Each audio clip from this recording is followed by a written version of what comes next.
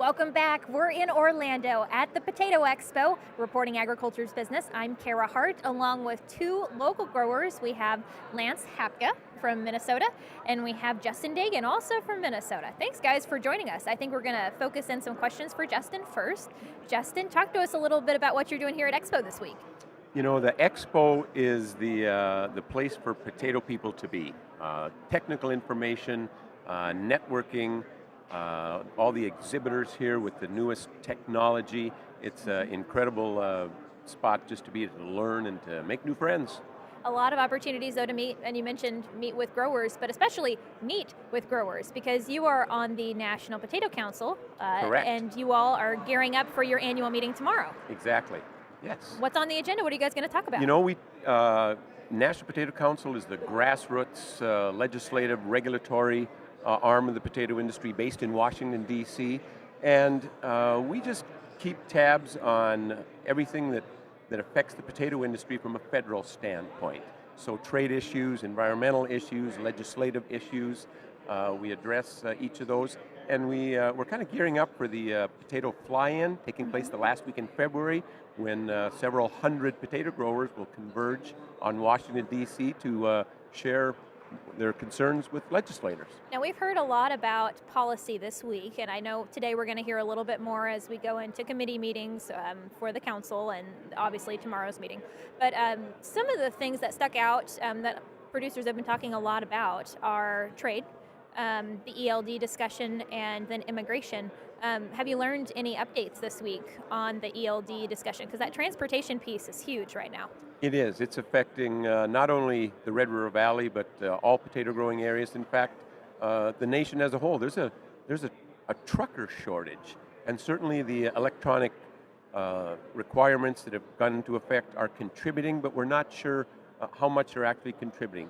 But certainly we need to solve this problem because it's having a large effect on our farms. Yeah, and then also trade. So I don't know if you had a chance to sit in on the NAFTA discussions. I think we'll probably get an update today also on how that is coming along. But a lot of everyone's kind of waiting to see on this renegotiation discussion. Yes, and I think many in agriculture would agree that NAFTA may need some updates after 25 years, and we really do hope for the best. Mexico and Canada, just huge trading partners of ours. We want to maintain good relationships with them, but maybe it is time for some updates to the agreement. Do you know if there's a plan B in place? Like what would happen if that, have you all talked about that at all? I do not. You know, I realize if NAFTA were to go away, the agreement that we were under prior to that doesn't work very well right now. So we certainly hope for the best. Okay. Anything else on the policy front that you're closely watching we haven't talked about? Well, the rest of the trade issue is significant because 20% of potatoes in the United States are exported. So we just want to continue to build access into other countries, because in the United States we're very efficient producers and we produce the highest quality product in the world if we can just have access to the other countries' markets. Now, I saw on the agenda this morning at one of the upcoming meetings today on trade that Cuba is going to be brought up, but I hadn't really thought much about potatoes in Cuba. Have you heard much on that? You know, the current administration has not contributed to our ability to trade with Cuba. I did travel there last spring, and consumers there would love to have access to our potatoes. So we still have work to do, but it's a major market just 100 miles away, so we do hope to continue work on that in the years ahead. Well, all policy aside, really, I'm really tickled to get to share this information. We are here tonight to celebrate at the Potato Council banquet, recognizing local grower Lance Hapka, who is receiving the 2017 Environmental Stewardship Award. And you had a kind of a hand in that. What can you tell us a little bit about Lance and what you know about him? The Environmental Stewardship Award is given to a farm that has gone above and beyond, and the Hapka farm is an extraordinary example of that in the way they've managed their entire business, the operation. They were seed growers for many, many years, and they transitioned into the processing about 25 years ago and moved into a new area and just developed and built and improved, and they've done it in a beautiful way too. So it's just been fun to be Lance's neighbor and to watch him build and improve over the years. And I understand there's a really awesome video that we have yet to see that will be unveiled tonight. Yeah. We were talking a little bit about that last month at a meeting. And will you both be in? I guess I know you'll be in the video, but are you going to be part of that? Do you think?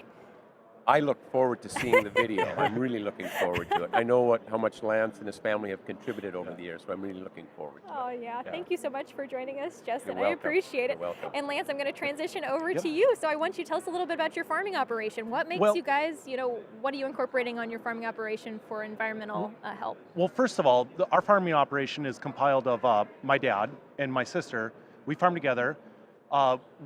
Like Justin did say, we started farming in a new area about 25 years ago, and we really started with just a couple quarters, and it's now expanded into over 2,000 acres of irrigated land. It was a process to get there. When we started, they had rock windrows of just walls of rock that we actually got rid of, and blown-in fence lines, lots of different things. And not necessarily from growers before, but it wasn't taken care of like it should have been, the land. We really did a lot of work to clean that up, to develop the area. We were very early on, 25 years ago, we started doing tiling as a development and irrigating the area. And that's what really brought us to the area, brought my dad to the area, was the push for a consistent potato quality. And that's what the irrigation had in the sandy soils of that area. The downfall of the sandy soils was the wind erosion issue. And Leon, my dad, really capitalized on that by starting to use cover crops right away. We used rye, and rye is really good for cover crop because it germinates good in cold ground in the fall, right after our potatoes are harvested. And it utilizes actually a lot of the nutrients in the soil, which prevents leaching. And so we use that.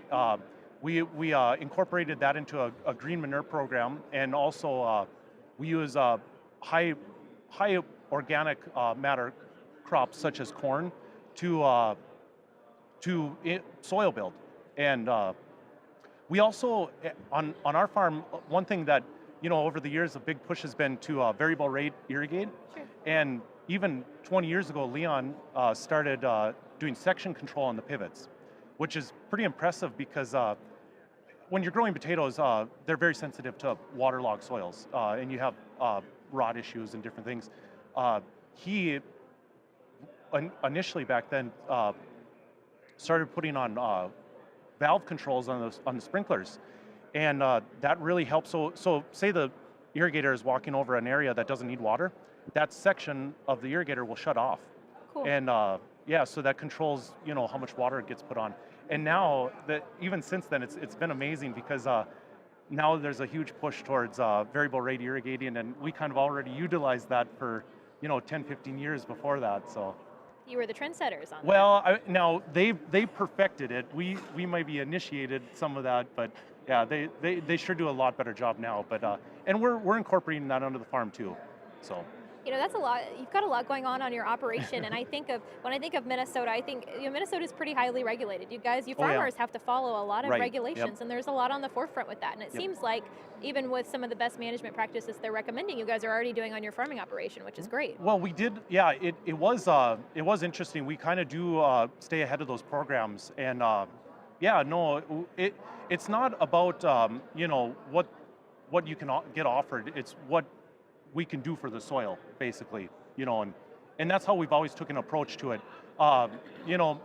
My dad really focused on improving the land, and we put a lot of work into it. The more you help the land, the more it helps you to grow a good crop. So.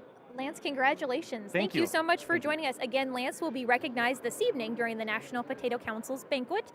And this wraps up our live coverage from the Potato Expo in Orlando. Thank you all so much for joining us. A friendly reminder, you can follow the Red River Farm Network on Facebook and Twitter at RRFN as we wrap up our coverage this week. We'd like to thank our sponsors of Potato Expo, the National Potato Council, AMVAC, and Ag Country Farm Credit Services. Reporting agriculture's business from Orlando, Florida, I'm Cara Hart for the Red River Farm Network.